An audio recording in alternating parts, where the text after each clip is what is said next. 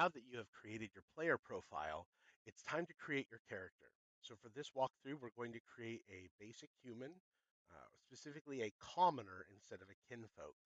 The main things to be aware of is that making a commoner means you're going to get an additional skill dot at character creation, which can bring a skill to rank 4, and you will get 6 more resources at character creation. This is in opposition to standard statistics and kinfolk gaining the ability to remove the delirium weakness. So to do that, we're going to go into the player profile. Once there, you go up to characters on the top and you can select the button new. This will begin the character creation process. The first thing that we're going to need to do is actually select the faction, which is human, and set a character name. So the character name we are going to select is Video Walkthrough. It's a terrible name. Don't name your character that. It's bad. Once you've done this, you have access to a couple of things, the Notes tab and the Background tab. These are things that you will need to fill out in time, but we're not going to address that right now. So go ahead and select at the top left, Move Character to Draft. You'll no longer be able to alter the faction or sub-faction. Hit OK, and we are good to move on with actually building the character. Now that we've begun the character, it's time for us to actually assign some stats. First thing that you're going to want to do is go into skills. So once you expand the skills drop down, you're going to see all of the skills here have no ranks on them. So for video walkthrough, we're going to do something a little bit basic. First of all, we're going to go ahead and add a rank of trade. So to do that, you click on the trade card, go into attribute rating, and set the value you're going to assign it. I figure video walkthrough should have at least a 2. Once you've put that in there, hit save, and you will notice that 2 dots have been filled in here. We're also going to go ahead and give a rank of literacy to video walkthrough. We're going to go ahead and give, let's do some melee so that video walkthrough can use a blade. And let's say they also have some fun things like medicine. Put medicine at 1. And then because they can't be trusted, we're going to give them a rank in stealth. So that's going to be 6 ranks have been assigned. Once you've done this, it is best to go up to the top here and hit the manual save button. This saves the current status of skills. Now that you've saved, you have to select your profession for your trade. Note, this does not show up until you've done the manual save. So once you click on that, you will see all of the options here. And let's say this individual is going to be a miner. So that gives them the mining proficiency for trade, and they can go ahead and save manually. So normally this would be where a brand new character moves on to filling out some background information. Notes here is something just for you. So this is a test character is what I'm going to put in here. And then for background, these are fields you really should describe. So a test background, it doesn't need to be super in-depth, but it should give some basic information about your character, setting, history. You can be as verbose as you want, but don't leave it blank. You now also have to define an ally NPC and an antagonist NPC. The reason being is that both of these can be drawn by the ST team to come into game. This might be for an ally, your family members, or a business acquaintance, or maybe even a supernatural creature that you've had some kind of positive dealings with. The antagonist is somebody who you can expect to come in and make your life more difficult, define who they are, how they behave, and the kinds of things that they might want to do to you. This is an important thing to do. But for the purpose of this, I am just going to fill in what these are. Once that is done, all we need to do is manually save the character.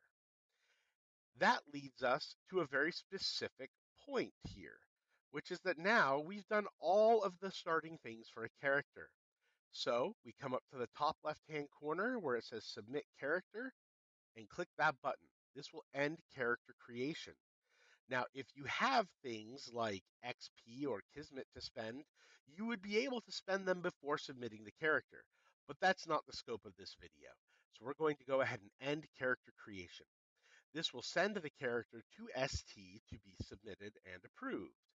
Make sure you reach out to ST to let them know that you have submitted a character. That way they can actually approve it. Now that we've received approval for our character, we need to go ahead and register and do check-in for our first event. This behaves differently, so we're going to go ahead and cover it in this video. Go ahead and go to your player portal, enter your player record, and then go to event registration. Underneath registered events, there's this link for register for an event. Click that, and you will see it starts this event registration page. For the event, go ahead and select the event that it is. Mind you, the event must be live and in the next status to begin check-in appropriately. Then you have to select your character, which is going to be video walkthrough, and you will see here where it says playing human is automatically detected. Now, two things are going on here. One is it'll show the start check-in button here, and you can do a save and close. Personally, I like to hit save and close because then it makes sure it records it in the chart down here. I will then manually save the character status, and then we come down and hit the start check-in button. Now that we've started check-in, we need to go to the character record itself. Select characters at the top of the screen and then go to the specific character. So for us, video walkthrough. Now that we've loaded character walkthrough, we would go through spending experience for check-in, but we're assuming this is the first time, so you probably won't have any. You might, but we're not covering that in this video. Instead, what we're covering is starting resources. Now, remember, we picked Commoner as our subfaction for human.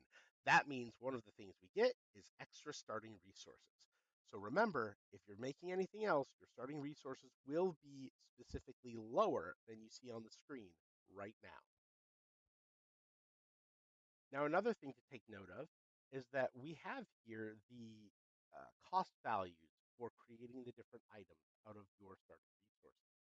If, for example, you had a high rank of crafting, blacksmithing, or alchemy, you could just take commodities here and then complete item creation as well for your first check-in. We're not going to do that for this character. We're going to make this very simple. So we're going to assume a few things. First of all, since we have a rank in melee, we are going to go ahead and make one medium weapon. We are also then going to go ahead and take a pack of throwing weapons because, again, we have melee, and just so you're aware, melee applies to your throwing weapons.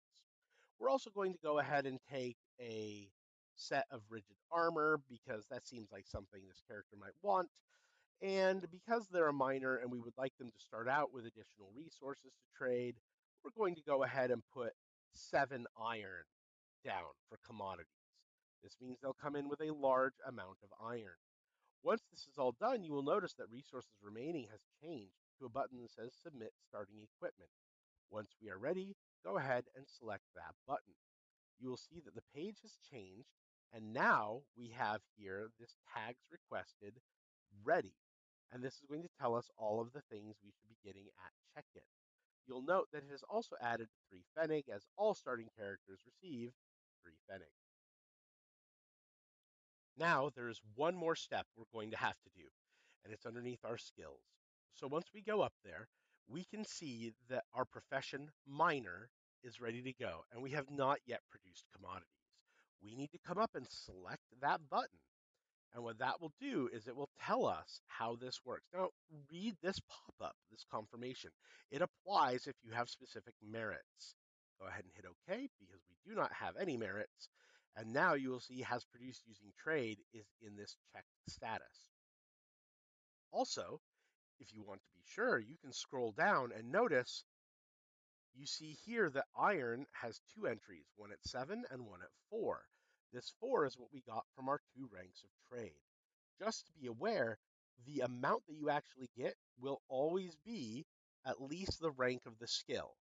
However, there are other factors that happen through story and interaction by the players in ST that can increase or reduce some of these values. But at the current time, you should always expect at least 1 per rank of your trade. Once that is done, you'll notice we really don't have anything left to do, so we can come to the top and select the Confirm Check-in button. It lets you have a moment to make sure you're correct, hit OK, and at this point, you are registered and checked in and ready for game.